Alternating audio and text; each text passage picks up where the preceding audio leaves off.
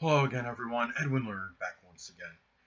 In this YouTube astrological segment, I'm going to be talking about the June 21st, 2020 solar eclipse in Cancer, part 2 of 2. Now, excuse me.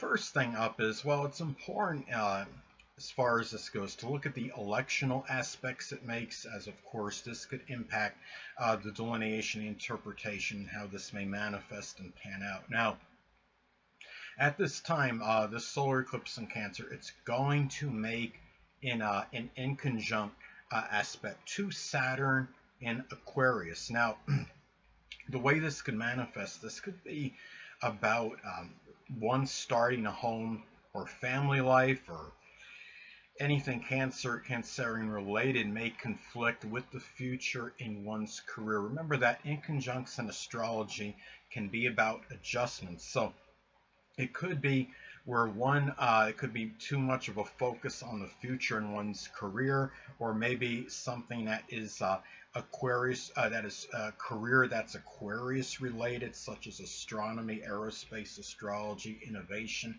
computers, electronics. It might be too much of an emphasis on that, and perhaps not focusing enough on starting one's home or family life, or something Cancerian related, such as a home renovation project. It could, or something where that might involve some kind of rescuing or safety or security, and it may be also too where it could wind up being too much emphasis the other way, and an adjustment may have to be made. This is also too another thing about this solar eclipse, it's important to look at the degrees it is at, as far as Sabian symbols go, because that, of course, could impact its delineation as well. I mean, this could be, given that it's 0 degrees Cancer, keep in mind that 0 degrees Cancer is a critical degree in astrology. This may make it more pronounced and give it more significance and emphasis. Now, also too, the fact that it's 0 degrees as far as Sabian symbols go, this could be about where many may begin to perhaps process or start the process of a family, which could generally be true anyway for the solar eclipse in Cancer by itself, regardless of degree, but maybe doing so at an older age, after laboriously looking after perhaps family members. Well, what I'm saying is perhaps their mother and father, whether it's because the mother and father may have had some debilitating illness or older or what have you. And at this time, after this is completed, this could be signify the ending of that period and the beginning of starting one's own family through procreation. This is really how this could manifest and pan out. But on the same token, the 0 degrees Cancer can also be indicative of where one may be starting that home and family life for themselves, but at the same time it could supersede or surpass career and interests and ambitions. So this is something where the career might have to play second fiddle to this to the home and family thing. Those are some ways this can manifest and pan out. And I think the fact that you're having this making it in conjunct to Saturn and Aquarius, the fact that Saturn can be connected with a career, could really reinforce or reaffirm this energy. Now, let's take some examples. Now, another thing is, as far as I wanted to talk about another example as far as a transit to a particular house in one's chart.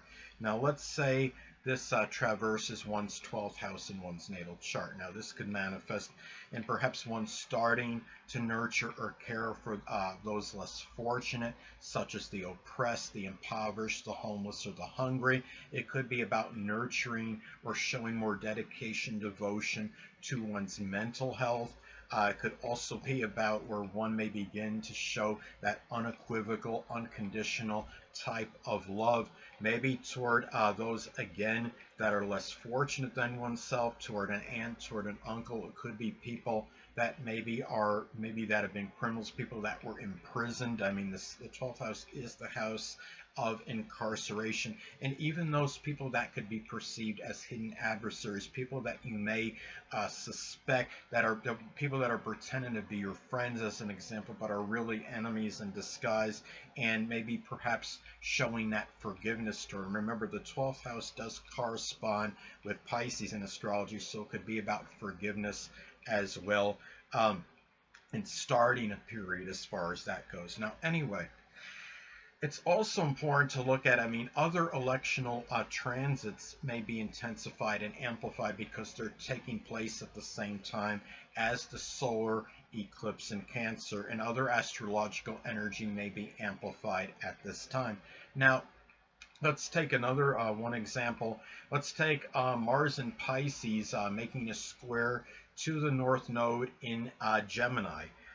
This is going to take place at this time. And one way I see how this may manifest is that it could be where many you look at Mars and Pisces, that could be a lot of energy and vitality, so to speak, into loathing and relaxing, into being stagnant, and really as opposed to and conflicting perhaps with future, as far as the future, and being more mentally and physically mobile, which is Gemini energy, physical and mental mobility, that Gemini restlessness, that all that mobility, in contrast to the Pisces lethargy. Keep in mind that we're still obviously going to be in the coronavirus pandemic situation at this time. So a lot of this could be about, you have that Mars and Pisces, that energy, perhaps trying to combat this coronavirus. Remember, Pisces can be associated with diseases that are not curable, that can't be eradicated. And you're talking about Mars could be about combat. So it could be people trying to fight this still, perhaps through that Pisces-like isolation. And that could be conflicting with that need, that North Node as far as the future, to doing things associated with short journeys. And people are going to be very torn, I think, at this time, to whether they're going to be remaining homebound, or whether they're going to actually be traversing their neighborhood through short journeys, whether it could be going to work or what have you. So anyway, now another thing is that other transits to your own natal chart may be amplified and intensified because they're taking place concurrently at the same time when this solar eclipse in Cancer is occurring. Now, one way, I mean, as an example, like with me, I'm going to be having transit Uranus in Taurus in my 12th house, making a sextile to my natal Sun in Cancer. So that one way that may manifest for me is that it could be about stable friendships, which could be the Taurus Uranus energy. Stability, it can be connected with Taurus.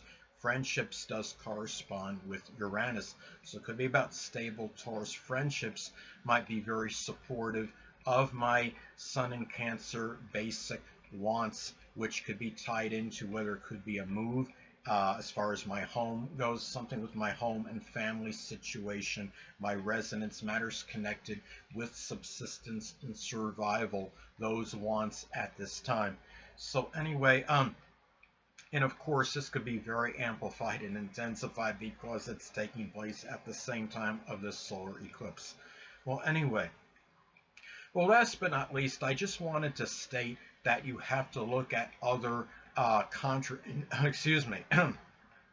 look at contraindicators in one's chart by transit, because this, of course, could play a role and factor in to the intensity of the solar eclipse in Cancer. Now, when you're talking about a solar eclipse in astrology, it's basically, as many of you may know, again, it's about like a new moon in astrology, but more amplified and intensified. It could give this near inexorable, indefatigable energy, maybe even will.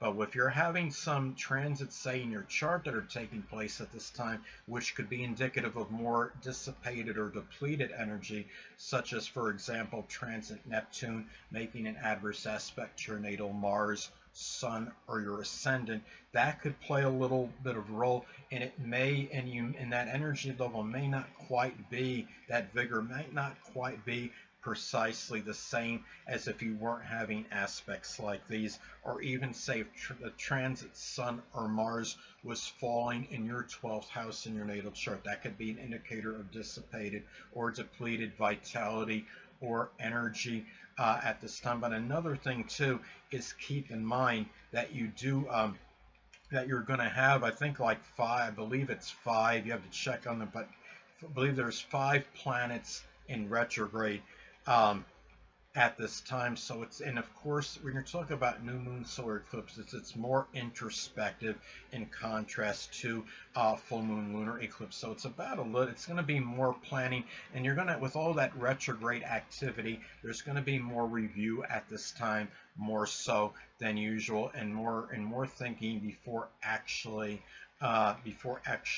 taking part in something, or embarking on something, especially I think considering that Mercury, I believe you're going to have transit Mercury in Cancer, is going to be retrograde. Mercury in Cancer by itself can be very, very contemplative, and really, and you're looking at the fact that you have it retrograde as well, and it's going to be a lot of more reviewing before acting on the energy with the solar eclipse. It's really about making that start, at least mentally, more so than anything at this time. And remember, too, it's not, and I'm sure you've heard this from other people, most of you may know, we're talking about like eclipses in astrology. It's usually best not to make that decision at that point in time of the eclipse, because you're going to have a lot of the emotional energy is going to be full throttle. It's going to be very intensified, and you might not always be